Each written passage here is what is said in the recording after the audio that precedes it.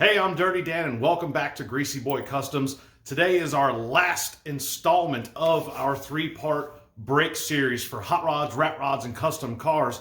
In this last segment, we're going to go over servicing drum and disc brakes, and we're also going to go over common failures and places to inspect for these failures. Let's go ahead and dive in.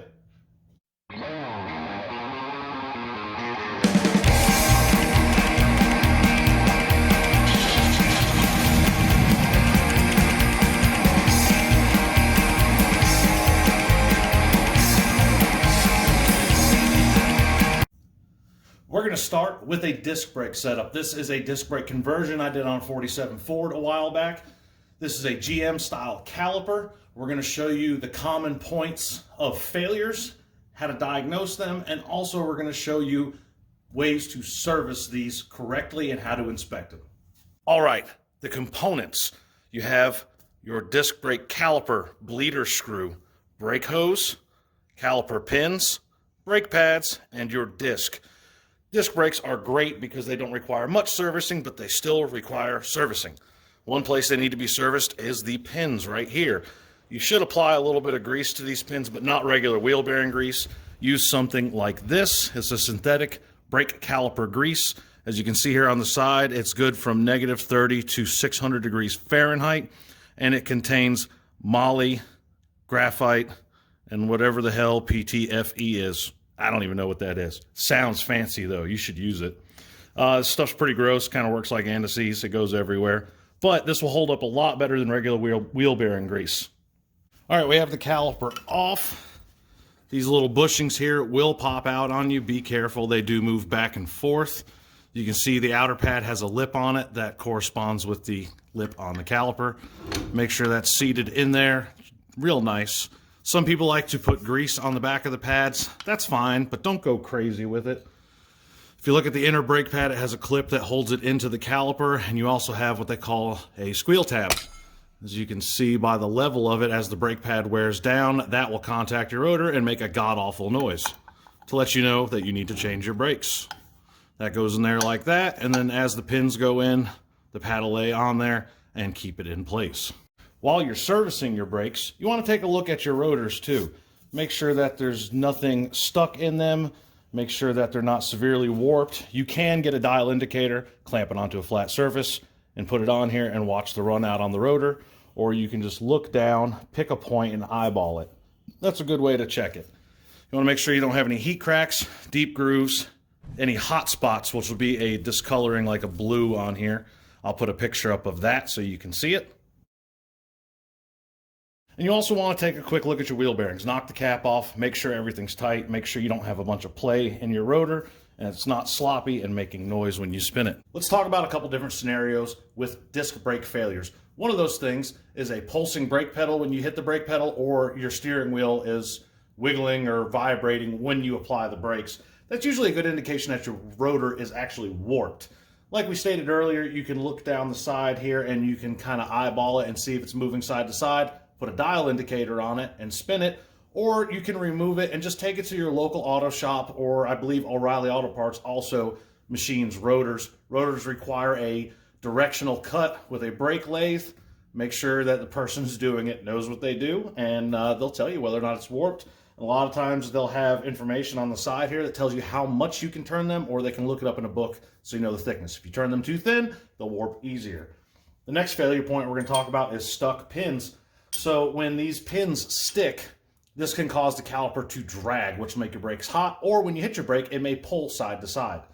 You need to take the caliper off, depress it, and make sure your caliper is sliding back and forth correctly as it should. If it's not, then more than likely you got a stuck pin.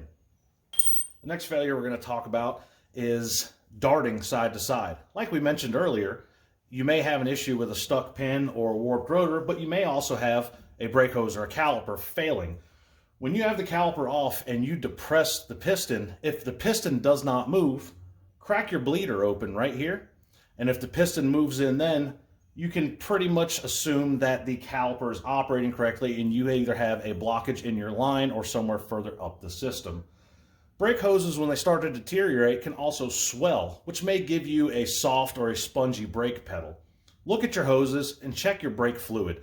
If your brake fluid has little chunks of black stuff in there, that's usually the hose coming apart, and you need to replace the hoses and flush your brake system. The last two things we're going to go over with disc brakes is hard and soft brake pedals. Now, when you have a hard brake pedal, that usually means that something's not traveling, right? The pedal goes down, it's not moving.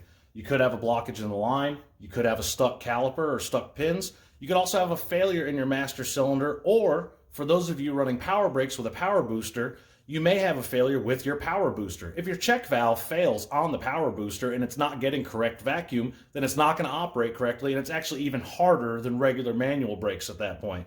Make sure your check valve's working, make sure all your components are moving freely, and then make sure you're actually getting fluid to all of your calipers. The other thing is soft brake pedals. Soft brake pedals are usually caused by air in the system, but the air might be in the system because of a leak.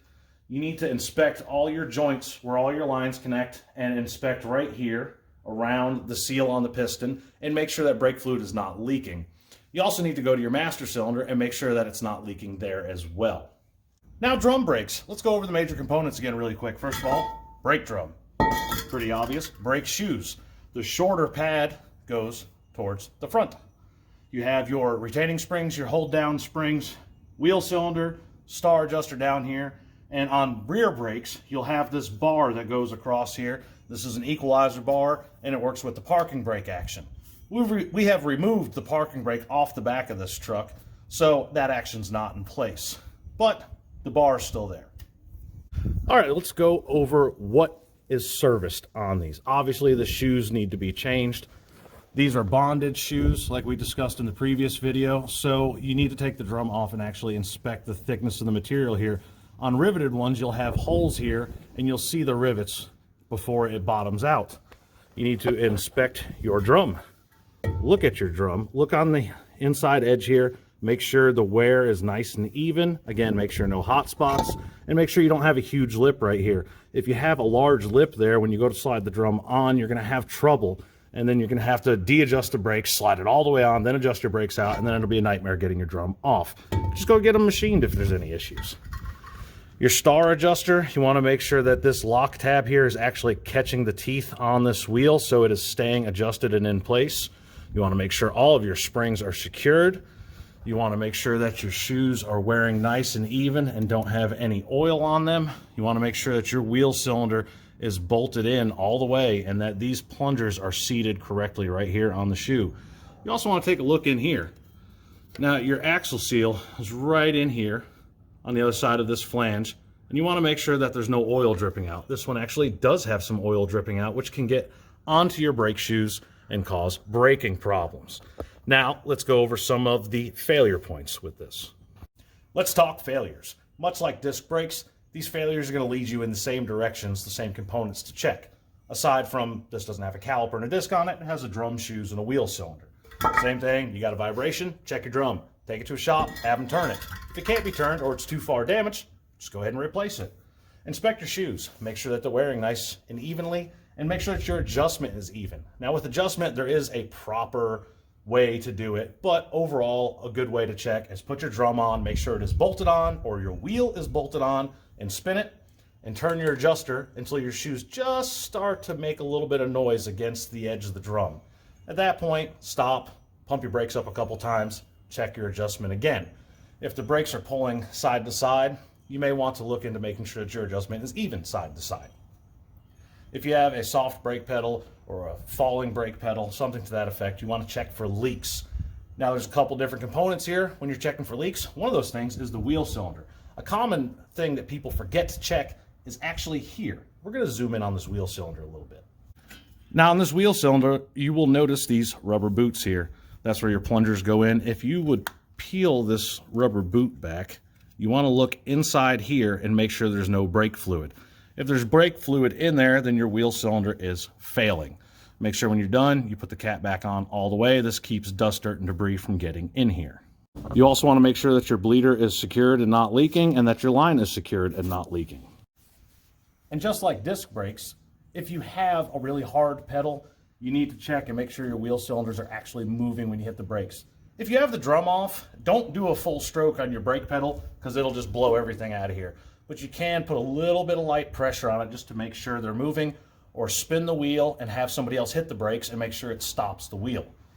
There is also a rubber hose that comes down and tees onto the brake lines that go across the rear axle. Just like before, make sure your rubber hose isn't swelling up real big or you have dirt and debris in your brake fluid. Same thing with the power booster. If you have power brakes, if your brake pedal's hard, make sure your check valve is working correctly and you're getting proper vacuum. Those soft brake pedals, like we already mentioned, check your fluid, check your leaking points, and check your adjustment on your shoes. Well, that's going to wrap up the last segment of our 3-part brake video series. Again, this video is not an in-depth series on every aspect of the brakes and everything that can go wrong. I could spend 4 hours doing a video on that, and I don't think any of you want to watch me talk for 4 hours. If you do, you maybe need to go see somebody for some help. But, thanks anyway. So, I'm going to offer my help. If you guys or gals out there are working on your vehicles and you're having trouble with your brake systems or setting them up or questions about components or parts, I'd be happy to help you. Contact me at greasyboycustoms@gmail.com or hit me up on one of my social media sites, Facebook, Instagram, so on and so forth. I'd be more than happy to help you. Thank you everybody for joining me. Happy hot rodding.